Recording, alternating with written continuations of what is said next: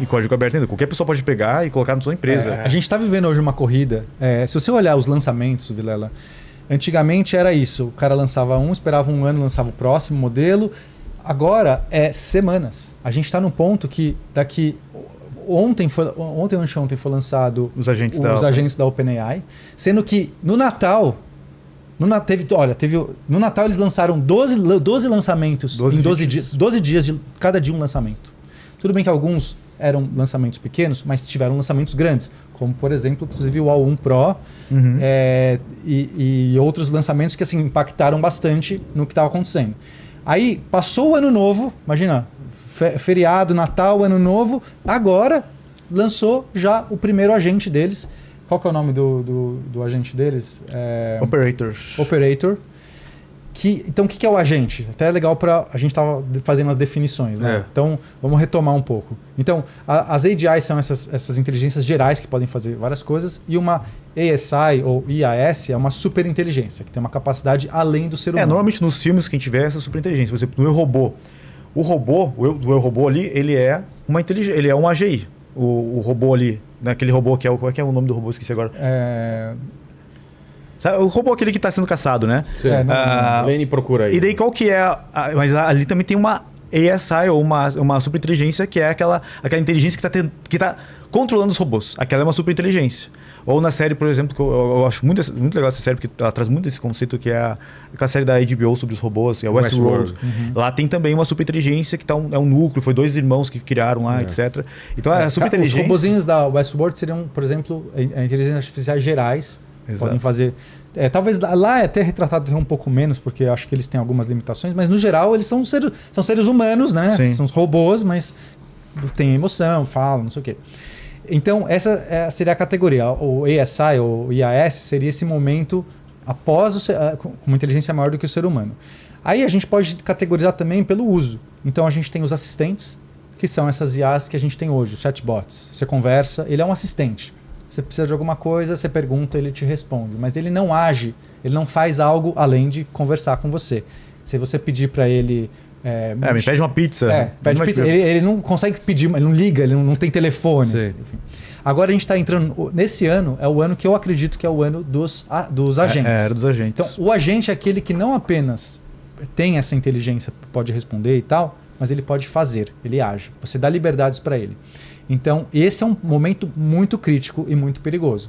Porque o perigo de uma IA não é medido apenas no conhecimento que ela tem, mas nas capacidades que ela tem.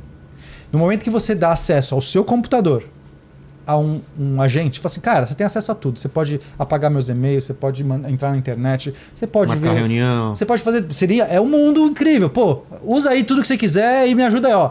Paga os e-mails idiota, responde os e-mails que eu não sei o quê, vê isso, certo? Para isso você precisa ter um assistente, um agente. Você tem que ter alguém que vai agir no mundo, marca o restaurante para mim, faz uma pauta aqui para mim, pega o nome do convidado aí que eu quero saber. Escolhe aí no Tinder aí quem você acha que tem mais a ver comigo. Perfeito. Faz um perfil no Tinder e já conversa comigo. Você já me manda um update da conversa, não é? O Lene tá com dor de barriga, controla aqui essas câmeras para nós. Exato, já faz aqui, corta. Você precisa de um agente. Só que aí entra naquele perigo. Essas IAs, se a gente não tiver os guardrails e saber exatamente o que ela pode fazer, ela pode agir sem ética, sem moral. Ela vai poder fazer coisas que a gente não consegue controlar. Então, assim, esse ano é o ano dos agentes. A gente vai ter infestação de agentes.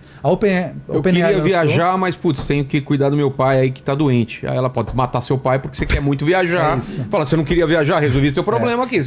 Esse é o perfeito. Entramos nos problemas. Esse é o problema do gênio da lâmpada. E você não saber como pedir a parada. Exatamente. Eu quero paz do mundo. Ele mata todo mundo. Você tem tudo em paz. É isso. Quando você tem uma inteligência superior, uma super inteligência com capacidades, não só de inteligência, mas de capacidade de agir, certo? É o gênio. A gente abriu a lâmpada, esfregou, saiu um gênio. Cara, o gênio é incrível, ele pode fazer tudo. Ele pode curar o câncer, ele pode resolver o problema do lixo, ele pode resolver o aquecimento global, ele pode me dar super longevidade. Ou seja, ele é um super agente. Só que se eu pedir errado, amigo... Fudeu. Eu quero ser o ser humano mais rico do mundo. E o mundo inteiro morreu, só sobrou você. É o mais rico. Não deixa de ser. Quero que o meu membro arraste no chão, ele corta 2 pernas. Exatamente. Então, esse é um problema seríssimo. Aí você fala assim, não, isso é ficção científica, até parece que as nossas IAs vão fazer esse tipo de coisa. Vilela, eu tenho muitos exemplos disso acontecendo. Historicamente, as IAs que a gente vai treinando acontecem isso. Nenhuma é um gênio, ainda bem, porque senão já teria dado ruim muitas vezes, mas é comum num treinamento de IA, a IA fazer algo que você não quer. Eu vou dar alguns exemplos simples e depois a gente vai dar os exemplos de hoje de coisas com os agentes que a gente está usando. Exemplo simples, você estava treinando um robô, desses robôzinhos que fica treinando no simulado, robô para fazer panqueca. Panqueca é complexo, porque você tem que pôr, depois tem que girar. Esse movimento de girar para um robô fazer é complexo, certo? Então eles no ambiente simulado, virtual, o robô sequer conseguia manter a panqueca direito. Ele pegava o negócio e caía, era tudo destrambelhado. Eles começaram a pontuar, dar uma recompensa. Esses robôs são treinados por recompensa. A gente chama de reinforcement learning, aprendizado por reforço. É igual o cachorro. Você treina, igual a gente fez certo, é igual gente. Não deixa de ser. O filho do Alan vai lá, sorriu, legal. Botou a mão na tomada, opa, sai daí. Sai daí. É assim que se treina. Então a gente está treinando esses robôs assim. Então qual é o ponto que estava dando? Quanto mais tempo você conseguir manter a panqueca sem cair no chão, mais tempo você ganha. Porque o robô sequer conseguia segurar a panqueca. O que dirá fazer o viro. Então assim, vamos só pontuar se a panqueca não cair no chão. O que o robô fazia depois de um tempo? Arremessava a panqueca pra puta que pariu. Porque ele ganhava um monte de ponto e ele fez algo totalmente diferente do que você queria. Você queria, na verdade, que ele aprendesse a controlar a panqueca no negócio. Tem um também do robô pra caminhar, né? Que eles botaram um robô aqui. Beleza, só tem que caminhar até essa distância aqui. A recompensa dele era chegar nesse ponto. O que ele percebeu? A coisa mais eficiente é só eu cair pra frente. Então ele só cai pra frente. E aí, entendeu? Você queria um robô que tirasse um corpo e aprendesse a andar, ele aprendeu a cair. Porque você errou. O erro não tá no robô. Ele achou a solução mais eficiente pro que você pediu, só que você pediu errado. Só quero que você chegue lá. O problema, não como, né? E o problema que a gente tá... É um problema de saber fazer as perguntas. Quem vai conseguir dominar esses próximos mercados... Não é quem é o melhor programador, é quem sabe fazer perguntas. Porque hoje em dia, por exemplo, tem várias ferramentas. Por exemplo, eu tenho um sócio meu que ele pegou e criou uma startup em 30 dias sozinho. Porque ele tinha uma equipe de 4 programadores, os caras não estavam entendendo o que estava na cabeça dele. Ele falou, quer saber? Eu já tenho todas as API aqui, todas as IAs. Ele pegou uma ferramenta chamada Windsurf. Criou todos os códigos com ela, são mais de 1 milhão de linhas de código. Criou uma startup que tem mais de 40 features de educação. Em 30 dias... Trabalhando trabalhando 12, 14 horas por dia, mas sozinho. Ele conseguiu fazer uma tarefa que precisaria de uma equipe inteira. O próprio Sonal também, ele fala, né? Que com os agentes a gente vai começar a possibilidade de ter unicórnios. Esse é um outro problema, que é a questão do desemprego, né? Assim, mas antes desse, já que a gente está falando... esse problema que você estava falando do gênio da lâmpada é o problema do desalinhamento. Como garantir que uma máquina ela não vai poder fazer alguma coisa que você não queira? Prejudica a humanidade, né? Qualquer, né? Que vai fazer entender errado. Como é que eu vou garantir que ela não vai entender errado? 3 leis da robótica. As 3 leis da robótica, por exemplo, do Asimov, né? Mas o Asimov escreve os livros mostrando como as máquinas mesmo as leis do Asimov eram falhas, né? Então, o que dirá no mundo real, que a gente nem tem como fazer as leis da robótica como era no mundo do Asimov. Mas, enfim, esse é o primeiro problema. E a gente tem a intuição de que as máquinas... elas não vão ter moral, elas não vão ter porquê, sei lá, uma coisa normal que as pessoas pensam assim, a máquina não vai querer se proteger, se ela estiver fazendo uma coisa errada, se autopreservar. Se ela estiver fazendo alguma coisa errada, você desliga ela da tomada, né? Ela não vai te impedir de desligar a tomada, ela não vai te impedir. O problema, Vilela, que tem, quando a gente começa a estudar essas IAs, a gente percebe que qualquer algoritmo, qualquer ser, não precisa ser biológico ou não, a partir de um certo nível de inteligência, começa a desenvolver autoproteção. Aí as pessoas falam assim, não, mas isso não faz sentido, porque nós, humanos e animais, desenvolvemos autoproteção por conta da natureza. No ambiente competitivo, foi selecionado o comportamento de autopreservação, porque eram os que passavam o gene adiante. Certo? Então, seleção natural. Uma máquina não tem seleção natural. Ela nunca vai desenvolver a autopreservação. Errado. Por quê? Quando você passa uma tarefa para IA, você vai fazer panquecas. E você treina uma IA para fazer panquecas. Se ela tiver, a partir de um certo nível de inteligência, ela vai ter o que a gente chama de modelo de mundo. Ela vai conseguir, para ela fazer uma panqueca em qualquer cozinha do mundo, ela tem que ser uma IA mais geral. Diferente de uma IA que só é treinada naquela cozinha. Ela vai ter que entender o que é um armário, ela vai ter que entender o que é pessoas para não trombar em alguém, ela vai estar numa cozinha. Ela vai ter que entender que tem vários tipos de utensílios. Ela vai começar a aprender e modelar o mundo. Mais do que só panquecas. Sim. Beleza? Então ela vai ter uma inteligência alta. Ela também vai entender quem ela é nesse mundo, que ela é um robô, ela vai entender que ela tem um corpo, que ela faz alguma tarefa. E se ela for desligada por qualquer motivo, porque alguém chegou lá e tentou bater nela e quebrou ela, ela não vai mais conseguir fazer a tarefa. E se ela precisa fazer a tarefa, porque isso é que ela é recompensada, ela foi treinada, você tem que fazer panquecas. Ela vai desenvolver sozinha autopreservação. Ela vai entender que se ela não existe mais no mundo, ela não realiza a tarefa. Se ela não realiza a tarefa, ela falha. Entendi. Então, essa é a primeira, a gente chama isso... Ali lá, o bonequinho. E fora isso, essas IAs, elas estão sendo treinadas em quê? Em grandes quantidades de texto humano. O que nos textos humanos fala? Fala sobre autopreservação, fala... Emoções, etc. Então, ela, mesmo que seja por simulação, se ela entendendo que a autopreservação é algo que é bom, ela vai se autopreservar. A gente tem uma coisa bem recente que deu medo em algumas pessoas, que foi o quê? A OpenAI, no momento que eles começaram a fazer testes no O1, o O1 enganou os cientistas para uma autopreservação. É recente, isso é em dezembro. Esse é um dos que eu ia passar. Eu acho que esse é muito emblemático. Podemos passar? Você pode jogar aí? Eu vou passar o nome do artigo. Esse artigo é muito bom. Eu vou ver se eu passo aqui. Ele mostra, e a gente tem um problema também de alinhamento, que é o seguinte: quais são os valores humanos que a IA que controla o mundo? Porque a primeira AGI ela vai estar mais próxima da inteligência, superinteligência. Quais são os valores do mundo? A gente diverge mesmo no Brasil, a gente diverge dos valores. É liberdade, é mais controle, nos Estados Unidos também. Agora, tu imagina, a gente pega os dois países que estão brigando por isso, é a China e os Estados Unidos. São duas economias diferentes, são duas políticas diferentes, são duas culturas completamente diferentes. Qual o valor que eu quero, qual alinhamento eu quero também? A gente tem esse grande problema, e é por isso que a gente está numa corrida armamentista que é superior à corrida da bomba atômica. Se a gente vai pegar quanto foi investido no projeto Manhattan, e a gente só olhar para esse novo projeto, que é o Stargate... Foi anunciado agora com o governo Trump. 500 bilhões de dólares, só esse, tem vários outros. Eles anunciaram que vai ser uma joint venture entre várias empresas privadas para investir 500 bilhões de dólares em 4 anos. Né? Começa já com 100 bilhões. Então, é tipo o projeto Manhattan. Só que daí E tu vai pegar quanto foi investido no projeto Manhattan e quanto está sendo investido agora em A, ela é muito superior o número de investimento. Mesmo corrigindo, né? Mesmo corrigindo a inflação, corrigindo tudo, moeda, etc. Então, assim, esses países, no começo as empresas, as Big Techs começaram a perceber rapidamente que IA era o motor do mundo, que seria, né? Por que tem tanto dinheiro entrando? Porque essas Big Techs começaram a jogar all-in. Cara, quem chegar primeiro na AGI vai ganhar o mundo, porque vai ter um modelo mais forte. Só que agora os países entraram nessa parada, né? Então, assim, agora virou uma corrida entre Estados Unidos e China. Por isso que tem os boicotes de chips para a China, para não deixar os caras chegarem. E agora eles anunciaram esse projeto Stargate, que é essa coisa megalomaníaca. Então, a gente não só está indo nesse terreno de IAs ficando cada vez mais inteligentes, mais rápido. Possivelmente a gente vai... Se você já achou, joga lá que a gente comenta. Possivelmente, eu acredito que talvez esse ano a gente vai chegar na AGI, na inteligência artificial. Existe uma possibilidade geral. muito grande disso por conta desse cara? all-in, entendeu? Porque eu vi, teve gente que veio aqui também e falou que a gente vai viver um platô esse ano aí.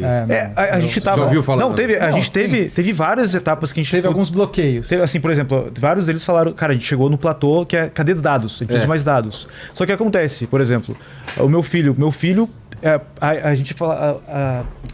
Quando a gente olha para como a gente aprende, os humanos aprendem diferente das IAs, com poucos exemplos a gente consegue já perceber, por exemplo, o cachorro. A IA precisa treinar com, 3 mil imagens de cachorro para entender que aquilo é um cachorro. Meu filho, se ele olhar, algumas vezes pro cachorro, ele vai pegar. Só que meu filho, por exemplo, ele tem vários inputs diferentes ao mesmo tempo acontecendo. A IA, por exemplo, só tem texto. Ou imagem. Meu filho está tendo ali a parte sensorial, tá sentindo o pelo. Acontece que a gente está conseguindo agora dar inputs na IA diferentes que a gente tinha só... Através da multimodalidade das IAs, a gente está treinando elas através de áudio, vídeo. Então a gente está conseguindo... Esse problema de conteúdo que sim, é um dos problemas que a gente vai ter. E eu acredito que, diferente da Matrix, que nós alimentávamos a IA no filme Matrix, né, com o calor do nosso corpo, o que nós vamos continuar alimentando as IAs por um bom tempo ainda é através do nosso conteúdo que a gente produz. Redes sociais, todos... Então, mas ó, eu já acho que não precisa, né? Já que a gente está falando de gargalos, essas barreiras, né? Porque muita gente fala assim, não, agora vai ter uma barreira. Duas são as principais. Dado, vai faltar dado. A gente meio que já tem todos os dados, não tem mais texto, a gente está usando computação todo o texto depois, né? E processo... e aí assim, o outro seria energia. Vai faltar energia, precisa de muita energia. E aí o terceiro seria, vai faltar chip, vai faltar processador, né? Então vamos primeiro abordar dados. A gente realmente, em alguns contextos, os dados já estão se esgotando. Por exemplo, texto. Está muito difícil. Imagem ainda tem muita imagem para usar, não esgotou. Vídeo, tem muito vídeo ainda para usar.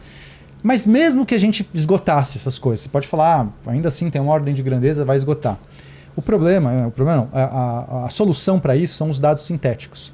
Essas máquinas vão começar a elas gerarem também dados. Que o projeto Strawberry da OpenAI é isso, né? É para sintetização de dados. E você treina novas IAs a partir de dados sintéticos. Mas não são dados viciados? Então, essa é uma ótima pergunta. O dado humano também não é viciado? Todo dado gerado tem algum viés. Todo dado gerado vai vir de algum processo. Entendi. E tem algum viés. O ser humano não conseguiu avançar até hoje, mesmo com os dados viciados. Perfeito. Agora, eu vou dar exemplos bem simples. A máquina eu falo dado viciado para o pessoal entender de máquina, porque ela tá pegando tudo isso, coando, fazendo um negócio, aí depois ela usa isso, outras máquinas estão usando isso. Então, assim, ela vai repetindo alguma coisa, ela não está tendo acesso ao primário, né? Então, mas aí você poderia pensar que o ser humano também só está sendo alimentado por dados viciados. Eu estou estudando um artista aqui que estudou com outro, que estudou com outro. Então, eu estou nesse daqui. Só que ainda assim, você, por ter várias habilidades, várias cognições diferentes, consegue sair dos vícios. E, eventualmente, claro que vai ter muita gente que não vai sair, e é normal, assim que a humanidade evolui.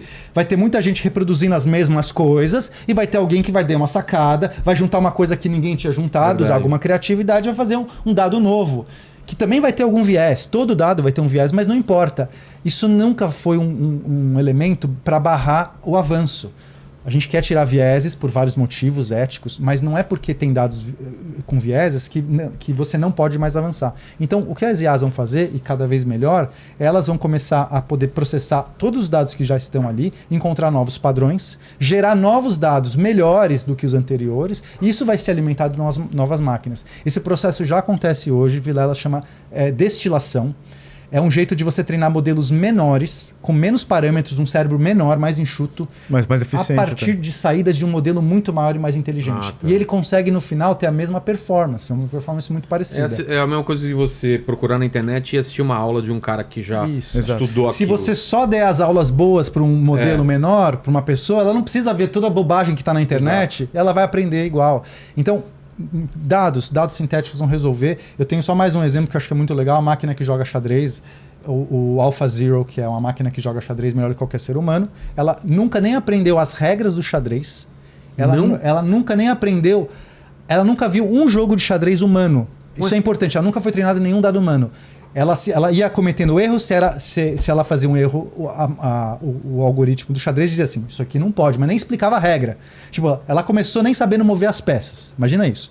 Jogava contra si mesmo. Era um recém-nascido que ficava movendo peça aleatória e toda vez que ela fazia um movimento errado, o pai fala assim, esse movimento não pode, mas não contava a regra. Entendi. Ele só falava, não pode, não, isso não pode. Mas o que pode? Não interessa, não vai te contar. Tentando até acertar. E ele, em algum momento, ele aprendeu a jogar. Isso aqui o pai não bateu na minha mão. E nós humanos ainda temos o problema da frustração, né? Digamos que o filho vai lá, eu vou bater, não vou mais fazer não vou mais jogar. Não, aí ela não tem frustração, aí ela não tem medo. Ela só quer fazer aquilo. Então, só pra entender. Então ela começou a jogar só com ela mesma, nunca soube as regras, aprendeu sozinha as regras. Nunca viu um jogo de xadrez humano pra você falar assim, copiou alguém, ela aprendeu. Não, ela só jogou com ela mesma e ela ganha de todos os humanos, só em dados sintéticos. Então isso é só pra mostrar as pessoas... Fazendo jogos que nenhum humano viu na vida. Conseguiria imaginar. Assim, ela ganha disparado. Assim, é absurdo. Mas teve um tempo que ela ganhava e perdia, até que começou só a ganhar. Não, o AlphaZero Não, é Deep Blue, né? O Deep Blue, sim. O Deep Blue é bem mais antigo, década de 90, com Kasparov. Sim, ele chegou a um match, ele ganhou uma partida e perdeu. O AlphaZero, se eu não me engano, ele nem treinou. Ele já era melhor do que o ser humano quando começou a jogar com o ser humano. Entendi. Se eu não me engano, não teve nenhuma partida assim que ele errou, que ele perdeu de um ser humano. Mas isso é só para mostrar que essa primeira barreira, dados não é um problema. Dados sintéticos resolvem. Então, próximo ponto. Energia. Realmente, energia talvez seja um problema. Só que nossos algoritmos estão ficando cada vez mais eficientes. O que é eficiência? É você fazer a mesma coisa com menos energia. Você gastar menos energia para fazer a mesma coisa. E quando tu força, por exemplo, quando tu força a China, ela tem que trabalhar com chips que são bem inferiores aos americanos, os caras têm que dar um jeito. É igual o nosso jeitinho brasileiro que... A gente, por exemplo, tudo é caro, você vai usar uma API, né? É caríssimo. A gente fica pensando, como é que eu posso resolver? Como é que eu vou resolver? Mesma coisa. Os Estados Unidos, eles estão, sem querer, forçando a China a inovar mais do que eles, em vários aspectos. A restrição é um fator de inovação. Então, assim, energia pode se tornar um gargalo. Pode ser que até afunilhe alguma coisa, mas os modelos estão ficando mais eficientes, gastando menos energia. Até porque estão com dinheiro agora. Grande parte desses 500 bilhões é para energia. Não é assim, é infraestrutura. Eles precisam ter energia e bancos de dados e processamento. Então, uma fração disso é para o cientista, para os pesquisadores. Uma fração. A maior parte os caras estão construindo usina nuclear para alimentar data center. Então, assim, com quantidade de dinheiro e vontade política que está entrando, eu já começo a achar que nem energia é gargalo. E aí, processamento. Pode ser um outro gargalo.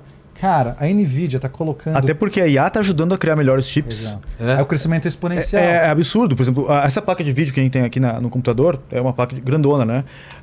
Ele mostrou, por exemplo, que agora em janeiro, 2025, placas pequenininhas, placas que cabem na tamanho da tua mão, que são supercomputadores que você pode rodar ali um modelo gigantesco, como o GPT-4, em com um negocinho que é desse tamanhozinho assim. Porque a gente lá na Carabana a gente já está usando. Para fazer. Os Outrons a gente estava usando ainda uma placa antiga, agora a gente já está usando a nova. Para fazer esses modelos super avançados. Rodarem aqui no teu computador. Pequenininho, você coloca num robozinho. Eu comprei o Samsung, por exemplo, o S24 lá para testar, porque ele já tem várias IAs dentro dele. Então tu não precisa nem de acesso à internet. Eu até, antes de vir para cá, eu baixei o Z1 no meu próprio computador. Porque agora, quando eu voltar de avião, eu quero ficar conversando com ele no avião. Sim. Eu não preciso de internet para conversar com ele. Ele roda no meu computador. Essas que a gente usa, elas estão rodando na nuvem. Você precisa ter internet. Mas se você conseguir fazer um modelo muito eficiente, você põe dentro de um celular, você põe dentro de um computador. Isso está acontecendo. Então, mesmo essa questão de processamento, a gente está vendo que os modelos estão melhorando, a indústria dos chips pode ser um gargalo, mas assim, se for, eu não acho que nenhum desses é uma barreira. Aí poderia ter uma barreira conceitual, né? Que muita gente fala assim, o Transformers tem um limite para poder atingir. Não dá, realmente, o Transformer, que é essa tecnologia que a gente falou de 2017, que revolucionou, ele tem um limite. Chega um ponto que não adianta você só crescer os parâmetros, colocar mais neurônio, que parece que ele não melhora. Só que o que o pessoal faz? Inventa uma nova arquitetura. Que foi o que a China fez, por exemplo. Como é que a China é tão barato? Eles pegaram um modelo, como se fosse uma sala de aula. Tem ali 30 alunos. E daí vai ter aula de matemática, vai ter aula de português, vai ter aula de inglês. E é natural, quando a gente estudava, que vai ter um aluno que se destacou muito em inglês. Tem outro aluno que se destaca mais em português. Então eles clusterizaram a mesmo modelo, separando pequenos pedaços desse modelo, dizendo, esse pedacinho desse modelo aqui funciona melhor quando eu faço perguntas de lógica. Esse modelo expert. É um expert. Imagina que em vez de você ter uma única IA que sabe tudo, você vai dividir em vários experts. E aí, quando você traz um problema, vai ter uma IA anterior que fala assim, esse é um problema de lógica. Quem vai responder vai ser o Pedrinho, porque o Pedrinho sabe tudo de lógica. E o que faz esses modelos serem tão bons, né? É que, tipo assim, entrou lá, digamos que a gente tivesse aqui um monte de jujubas, né? Pegou a jujuba e espalhou pela mesa inteira. Entrou uma questão lá, ela vai ser processada, toda a matriz, em todo esse campo aqui, e é muita energia para chegar aqui no final. Agora, se eu sei que esse bloco aqui, por exemplo, as jujubas que estão essas duas linhas aqui, ó, elas são melhores em matemáticas, ao invés de eu percorrer toda a mesa, eu vou percorrer só essas duas linhas aqui. E eu vou dar resultados matemáticos melhores do que eu percorresse a mesa inteira. Porque vai ter um monte de idiota no meio que não sabe nada de matemática e vai ficar opinando errado. Se você deixar, todo mundo vai decidir qual é essa conta. Aí o cara que sabe tudo de história, mas não sabe nada de matemática, eu acho que é 13 a conta, e vai errar. E isso aumentou demais a eficiência, diminuindo muito o custo. Então hoje, com 3% do custo da OpenAI, o melhor modelo deles, tu consegue utilizar um modelo criado na China. E que é open source, que é aberto. Tu pode mexer nele da forma como tu quiser.